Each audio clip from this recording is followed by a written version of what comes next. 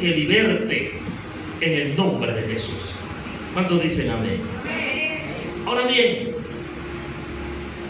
no, que si tú no tienes el Espíritu Santo, ¿cómo es que si tú no hablas en lengua? Corrijo, que si no hablas en lengua no tienes el Espíritu Santo.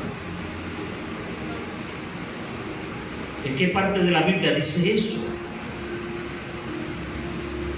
Si hay una diversidad de dones. Y el apóstol Pablo una vez dijo, y a mí el don que se me dio fue palabra de sabiduría. Y tantos dones que hay del Espíritu Santo. Y están los dones del Padre también. Yo no puedo supeditar a que alguien es templo y morada del Espíritu Santo porque habla en lengua, porque los demonios también hablan en lengua. Yo recuerdo una oportunidad, estábamos en el bajo ministrando y me fueron a buscar para orar a una persona que venía de la montaña de Sorte, de hacer unos pactos con el diablo. Y cuando yo le estoy ministrando, porque el hombre llegó a su casa y se le metió el indio Fuerza y el otro, y se le metieron unos cuantos, y empezó a buscar un poco de gente en su casa. Y no podían con él. Y fueron a buscar Negrito York. Yo recuerdo que cuando llegué allá, el hombre estaba tranquilo. Me dice la esposa, ay pastor, ya le está tranquilo. Cuando empezamos a orar, yo digo, bueno, vamos a orar por ti para que el Señor te siga ayudando. Yo no sabía lo que estaba sucediendo. Por eso es importante, cuando usted vaya a echar por un demonio, póngase en sintonía con el Espíritu de Dios. Cuando empecé a orar, el hombre empezó a invocar a los espíritus del diablo. Cuando vemos a ese hombre incorporado hablando en lengua, y no hablaba en lengua como muchos cristianos, y que Rambo saca la bazuca y que casa quinta recto, no, hablaba unas lenguas raras. Tenebroso. Y el Señor le empezó a mostrar lo que estaba pasando, pidiendo dirección de Dios, y empecé a ministrarle hasta que aquel hombre quedó libre en el nombre de Jesús. Recuerdo que se acercó otro muchacho que practicaba la brujería y que para ayudarle le dije, hermanita, y llegó hablando en lengua también. Uy, fue una lengua rara. Le dije, hermano, hágame el favor y se retira, que todavía no es su tiempo. Y a su nombre. Es decir, que si a mí se me congrega alguien aquí y empieza a hablar en lengua, entonces yo tengo que creer que es el Espíritu de Dios y que esa persona es cristiana. ¿Quién ha dicho eso? A su nombre. ¿Sabe dónde habita el Espíritu Santo? En aquellas personas que han creído en Cristo, diga conmigo, de corazón. Que Cristo los limpió con su sangre y los hizo nacer de nuevo. Que Cristo los insertó en su cuerpo. ¿Sabe dónde habita el Espíritu Santo? En aquellas personas que hoy testifican de haber muerto para el mundo y que ahora viven para Cristo. Aquellos que testifican que estábamos muertos en los delitos y pecados, pero ahora vivimos una vida abundante en Cristo Jesús, Señor nuestro. Y somos testigos del poder de Dios. Esas son nuestras garantías, nuestras armas. Mire, nosotros tenemos, aleluya, tenemos una garantía tan tremenda como testigos. El Señor le dijo a su iglesia, y vosotros sois mis testigos. Somos los verdaderos testigos de Jehová. Nos quieren robar el nombre por ahí. Pastor, sí. Porque un testigo experimenta, es el que vio el hecho, el que puede decir, sí, yo estuve ahí, sí, pasó esto y esto, y puede detallar con lujos y detalles la situación. Si tú me dices que tú eres testigo de Jehová, entonces me tienes que hablar de Jehová. ¿Qué hizo Jehová en tu vida? ¿Qué hizo el Señor en tu vida?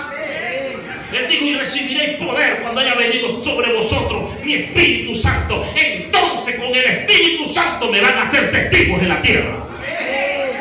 A su nombre.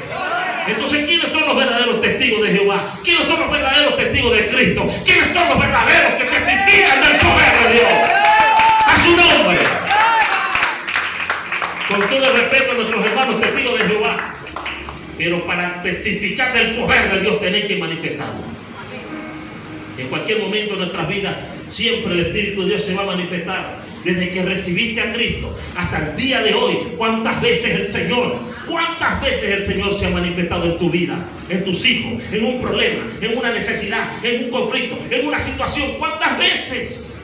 Entonces tú eres testigo del poder de Dios.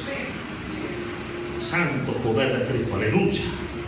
Por eso es importante que entendamos que no podemos estar escuchando por allí falsas doctrinas que quieren llevarnos por el mal camino, sino que nos establezcamos en el fundamento de la palabra, en esa palabra revelada, develada de Cristo por su Espíritu a la iglesia, y que entendamos que el bautismo en las aguas es un acto de obediencia, un acto de obediencia a la palabra. Amén. Yo quiero que me acompañen, por favor. Mateo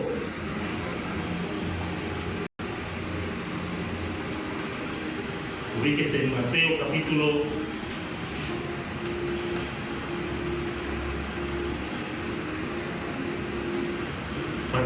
28.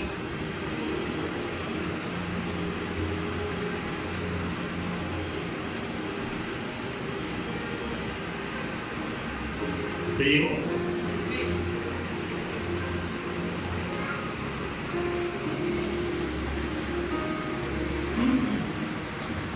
Mateo capítulo 28, verso 16.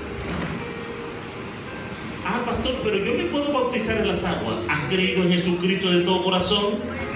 Pastor, pero a mí me dijo por ahí una persona que si yo no estaba casada, no estaba divorciada, no estaba enredada, no estaba reajuntada, no sé qué es lo que dice la gente. Yo no me puedo bautizar en agua, pastor. Usted le va a decir, buscame en qué parte de la Biblia enseña eso. ¿Y por qué Felipe bautizó al etíope? Felipe no le preguntó al etíope, ¿vos estás casado, reajuntado, amarrado? ¿A qué te la dedicáis? ¿Qué estás haciendo en tu vida? Felipe le dijo, ¿crees en Jesucristo de todo corazón? Y le dijo, sí, creo que Jesucristo es el Hijo del Dios viviente. Y le dijo, Felipe, vamos a bautizarnos, porque has creído en Jesucristo como tu Salvador. Es una declaración pública donde la gente cree en su corazón y declara con su boca que Jesucristo es su Señor, y que en ese momento la persona con ese acto simbólico de ser sumergido en las aguas está declarando que así como es sumergido en las aguas y emerge de las aguas, de igual forma murió para el mundo y ahora está viviendo para Cristo. A su nombre. Mateo capítulo 28, verso 16 dice: pero los 11 discípulos fueron a Galilea, al monte donde Jesús les había ordenado, y cuando le vieron, le adoraron, pero algunos dudaban. Y Jesús se acercó y les habló diciendo: toda potestad me es dada en el cielo y en la tierra. Por tanto, id y haced discípulos a todas las naciones. Por tanto, id y haced discípulos ¿a quiénes? A todas las naciones. Tenemos que hacer discípulos. Y dice, bautizándolos en el nombre del Padre y del Hijo y del Espíritu Santo. Y algo importante que tenemos que hacer en el verso 20, enseñándoles que guarden todas las cosas que os he mandado. Y aquí yo estoy con vosotros todos los días hasta el fin del mundo. Número 1, tenemos que hacer discípulos. Entonces surge la pregunta, ¿dónde están nuestros discípulos? Desde que te convertiste hasta hoy día, ¿cuántos discípulos tienes?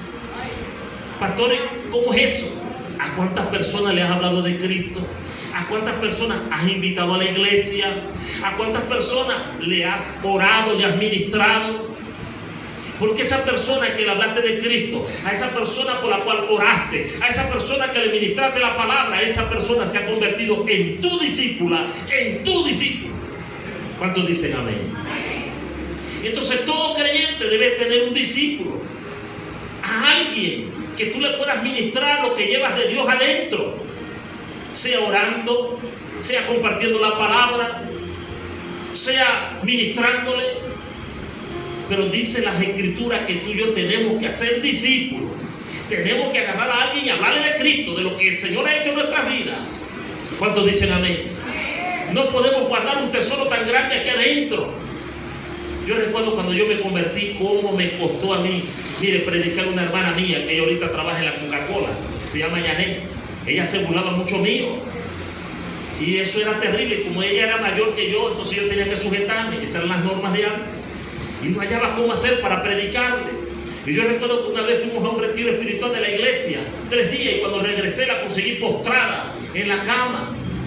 Y Yo recuerdo que